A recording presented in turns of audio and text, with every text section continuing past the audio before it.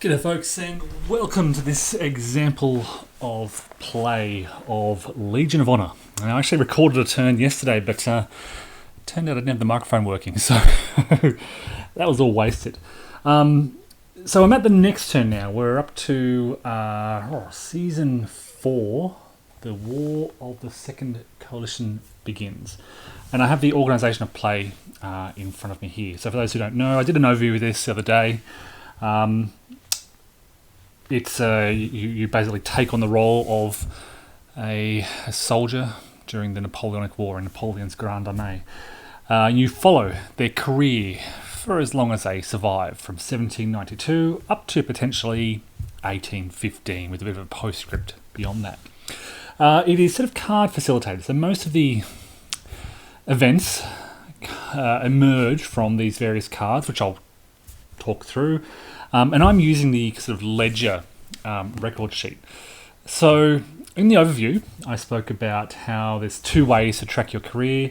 There's a sheet you can use, which I don't have handy, it's off in the box, to use all these counters to track your money and experience at any time. Or you can use these ledger sheets to write these things down. Now, one of the things I've found in playing with that other sheet, it's just out of reach, is that you don't really get a sense of how your career develops over time. You have to kind of remember these things. And I thought, well, I'll try the ledger sheet. This is the first time I've played a game with the ledger sheet, just to see if this kind of enhances that ability. And it's good to be able to see that the advantage of the ledger sheet is you can see the history of your glory and experience and money and so forth. You can see how those things change over time, but you still don't get the sense of why they change over time from this. And I was mentioning this to a friend, and he said, well, why don't you just take notes on what you're doing? And I think that'd be a really good idea if there was space for notes here, or even a larger ledger sheet, because this is a A4 size sheet of paper here per soldier, and only this much is taken up by their details. So you could really take this core information and expand it and have room for notes on basically why their experience is so good, why my glory jumped from 15 up to 48 in one turn. What actually happened there? I can tell you, I participated in the seizing of the bridge at Lodi, or Pont de Lodi. What else did I do? I was active in the army of Italy, basically. That's why I had gained so much experience.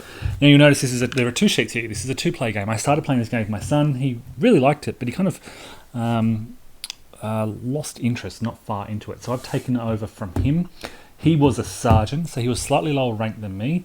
I was a sous-lieutenant. So gaining more money, slightly more money. Actually, it turns out to be quite a bit more money. So I'm now sitting on about 95 money combined between Paris and my purse. He's on about 40 money, largely because I was in the army of the Italy and I was able to go into the money. Look, I'll jump into this before I say too much. So you start each season with the campaign season. We're not playing with the fair sex phase, so I go straight into money transfer and tax. Now you'll notice his money is perfectly split, just coincidentally, between Paris and his purse. I gained a lot of money to my purse last time, so I'm actually going to split this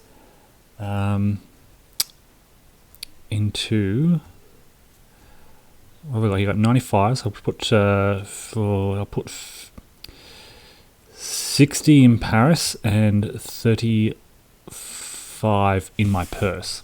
Your money in Paris is taxed. The money in your purse can be lost, as it was, in fact. What happened was I was part of a battle last turn, and our camp was raided or something like that, and I lost a percentage of my purse. My money in Paris is now taxed, so he loses 2, goes down to 18. I lose 6 and go down to 54. That's the disadvantage to having money in Paris. Our health now declines, and to decline your health, you roll a d10 and divide that result by 3, round down. So my son just loses 1 health, he goes down to 84. I lose 0 health. I remain at 91. I've been really lucky with my health, hardly losing anything at all. I started on very high health, 97, and I'm still on 91. And now we do the assignment phase. So, I was in the army of Italy. Assignment phase is just here. Basically, you roll a d10. If you roll greater than or equal to your standing, you're reassigned. I didn't, so I'm not reassigned. He is in the army of the Rhine-Moselle. He is reassigned, I believe. Colonel through Marshal. He's not Colonel through Marshal. With the rank of Colonel through Marshal is reassigned. Find the row of boxes to the right of the current campaign sheet. Roll 2d10 to find the box with range of numbers. He's assigned to 32, so he is assigned to the army of Helvetia.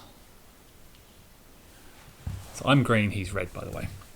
So I remain in the army of Italy, which keeps me happy because they've been pretty active, and he's in the army of Helvetia. We then have the glory phase. We don't have the Legion of Honor, we don't have wives, so we skip that.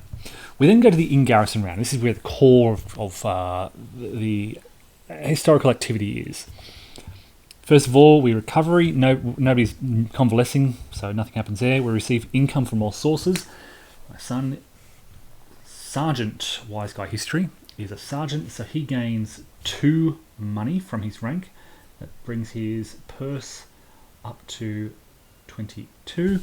I gain 4 money. I got to 39 because I'm a sous lieutenant. We now expend money to support our wives. We're not married. And we build the in-garrison deck. Now, the way this works each turn is you draw historical events according to the season. So we're in the in-garrison phase here. So these are the in-garrison cards. These are the on-campaign cards. For in-garrison, we're at season 4, so we draw the corresponding season 4 cards. They're also summarised over there. And to that, I add cards until we have a total of 3 per player. This is a 2-player game. 2 times 3 is 6. I now have 6 cards. I'll quickly shuffle those up. And we now have the in-garrison deck, which is a combination of those 2 historical events with 4 incidental events. Okay, so I am the senior officer, so I'll draw first. And Wormser's capitulation at Mantua. Non-absent Grodnard, so basically you're there, assigned to the army of Italy, which is me, take part in the ceremony, the capitulation, and earn 1 Napoleon's notice. I go up to 18.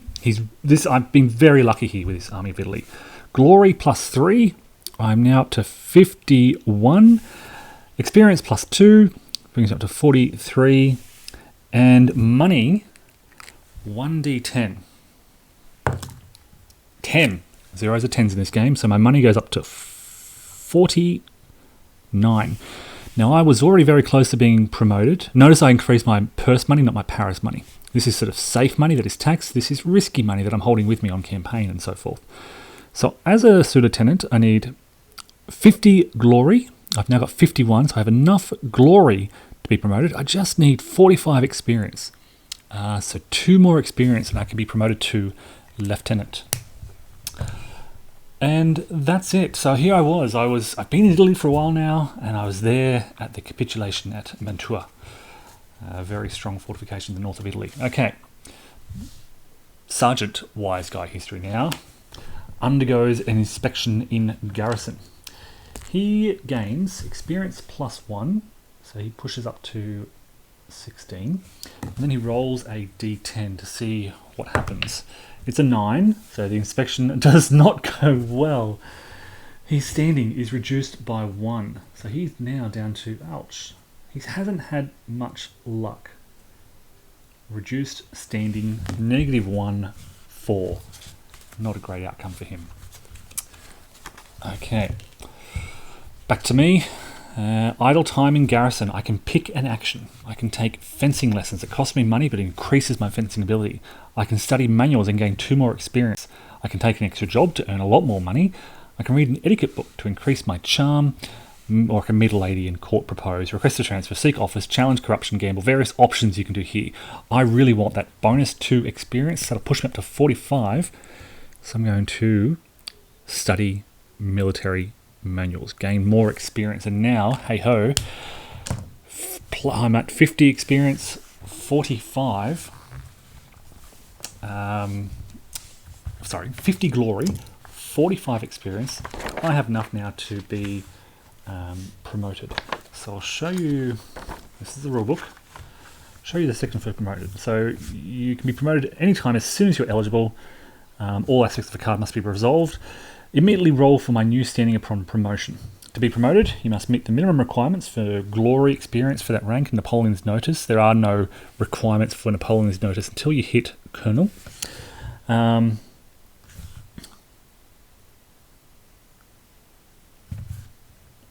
You may count part or all of Napoleon's Notice in lieu or part of the glory requirement. Well, I didn't need that because what I really needed was experience. Yeah, but you can count glory towards experience. I could have counted that towards that and then that towards that, but I didn't think of that. You count two says summarize here, 2 glory counts for 1 experience in this way. And when counted, the glory is not actually transferred over, you just count it towards that. So I would have been already eligible earlier, but I didn't think of that. Okay, so I have to roll for my new standing.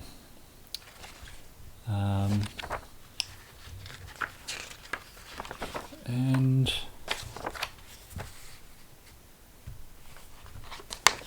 rolling for my new standing.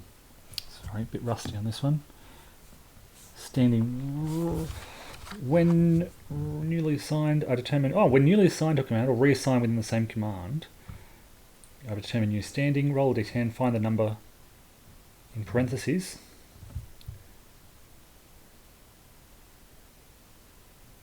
Okay, so just roll a d10, and my new standing is 6. Slightly improved standing, so it'll be a +1, 6. Okay, so I've been promoted now to lieutenant, gaining 6 income. To reach Capitan, I need 80 glory, so I'm on effectively 69. I need 11 more. And 65 experience. I'm not far away, I don't think. Okay, so that was my turn. Now it's Sergeant Wise, and he... Ooh, round ends immediately if all event cards have been drawn in the round. They haven't actually yet. There's one more event card to be drawn, so the round doesn't end. Instead, we continue back with the new Lieutenant Wise. He has more idle time. What does he want to do? And this is where I have a couple of options. I mean, I could take fencing lessons, practice my horsemanship, which increases my experience a tiny little bit, increases my charm. I can earn some money by working part-time.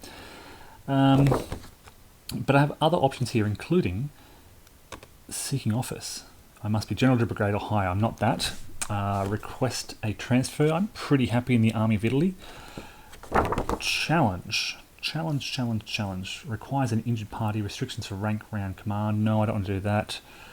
Corruption. Requires office and corruption. Can't do that.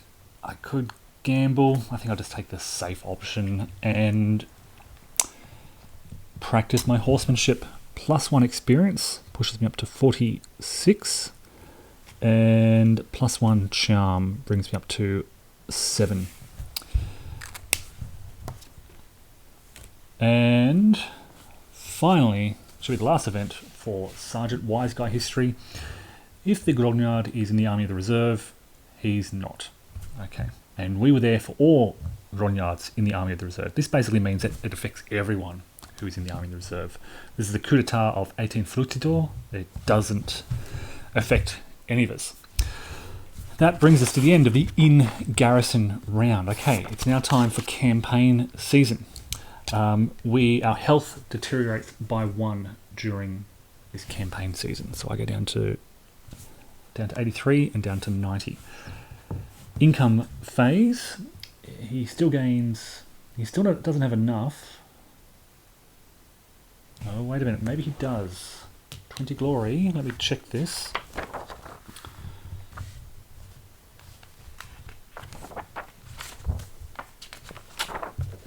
Might have enough to be promoted. And we count Napoleon's notice. Yes. So he has 2 plus 18 is 20. And then he has glory 2.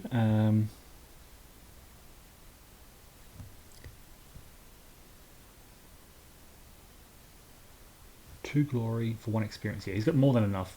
So he will now be promoted to sous lieutenant, which gives him 4 monies in his purse. So he goes up to 26. I am a lieutenant now, so I get 6, which brings my purse up to 55. We've got a heck of a lot of money. Well, a decent amount of money. I wouldn't say a heck of a lot. It can go much higher, of course. So income phase, support phase, we build the on-campaign deck phase. So the historical events are drawn, 3 of those, and we draw 3 incidental events. We shuffle the deck, and we start with the senior officer. Once again, Lieutenant Wise Guy History is on the march. He's an officer of the line. He gains 2 experience, moving up to 48. And that's pretty quick to resolve. The new sous lieutenant, Wise Guy History. Ooh, victories and defeat. Now, where is he? He is in the army of Helvetia. The army of the Orient defeats Turkish Janissaries. Suvorov once again defeats the army of Italy. He's not there. Massena and the army of Helvetia triumph again. So certain combat cards are excluded. So he's in this battle. So he draws a combat card, but if it's unit overrun or unit decimated, it's excluded. Instead, it's not. It's unit flanked. So his unit is being flanked, and he's got an option here. Does he turn and face the enemy, or find a better position? He is going to turn and face the enemy, and he has to basically work through the options here. First of all, there's a chance of being wounded if he rolls a 12 or less. A 54 means he's safe. A chance of becoming prisoner if he rolls a 4 or less. 57 means he's safe. Napoleon doesn't notice him at all, but he gains 5 glory. So he goes up to 23, and he gains 3 experience, which brings him up to 19. He gains no money as a result of this. He's still a long way from being promoted up to lieutenant. So that is his combat result, and then he's not in the army of the north, so he ignores that. Back over to me and the battles of first Zurich and Trebia. The army of Helvetia. That's unfortunately this is affecting me, not him. So he's not doesn't participate for some reason. However, the Battle of Trebia, Suvorov defeats the army of Italy. That's me. So I participate in this battle. And I exclude Carry the Day and Telling Maneuver. Telling Maneuver, that's excluded.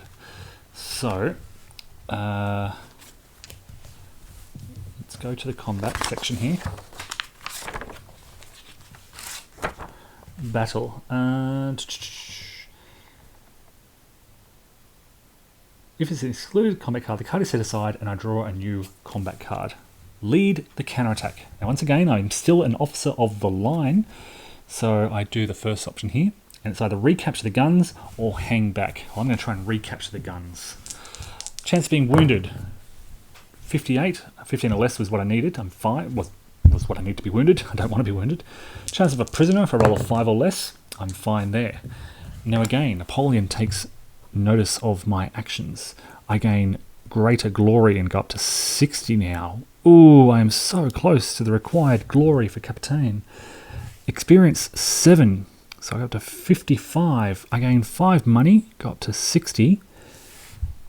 Very nice. So I have had a lot of luck with these events, again, in the Army of Italy in this era. And some nice events there. So I've got, in effect, 79 glory when I need 80. So I'm very close to the requirements for promotion. Back to Lieutenant Wise Guy History, and he is at the Battle of the Pyramids. Is he? No, he's not, because he's not in the Army of the Orient, so that doesn't affect him at all. Back to me, I'd just like one more glory point. Oh, very close. Well, we have a forced march, which gives me 4 experience, so I'm up to 59, and health -2, so that deteriorates my health down to 88. Finally, to end out the campaign season, my son, Lieutenant Wise Guy History, is on the march. It's a hard march. He gains 3 experience, so he's up to 22, but his health deteriorates down to 82. And that is the story of our campaign season over. So we had some participation there in the Battle of Trebia, the Battle of Second Zurich. So we both participated in some battles. And I'm very close to another promotion to captain. I need 65. I'll have the required experience. I just need 1 more glory point. So I'm sure in the next campaign season that will happen. I also have a lot of money to spend here, so that's really good as well. My health is still pretty high for the end of the 4th campaign season out of 16. And my charm and fencing, not really affecting me at all. It's slightly above average standing. Poor Lieutenant Wise Guy History here is falling a little bit behind. Far lower glory, far lower experience, a smaller purse. His health is lower. He's a bit more charming, better at fencing, but also a lower standing as well. Look, as you may have seen by the rules sheet, as I covered in the overview, there's a lot in this game. There's a lot you can encounter with duels, with a lot of optional rules, with gambling, and later on seeking office and gaining commands, and how that shapes your battles and things like that. But this gives you a sense of, well, really how quick this plays out. It plays out fairly smoothly. What I'd really love to see is just space for taking notes on these things. So, you know, how I took part in, was it the Battle of Trebia? Space to make note of that and what happened as a result of those battles would be a really cool, addition to these ledger sheets, just so you could, remember what happened. What else? Yeah, look, that's it, folks. Heading into Season 5 now, which is the kind of ending of the War of the Second Coalition from 1799 to 1800. But it plays out much the same. You draw your in-garrison cards, event cards, plus your incidental cards. Then you have your campaign season. Battle of Marengo coming up. There you go, folks. That's Legion of Honor by Clash of Arms Games. Check it out if it's of interest. Thanks, everyone, and take care.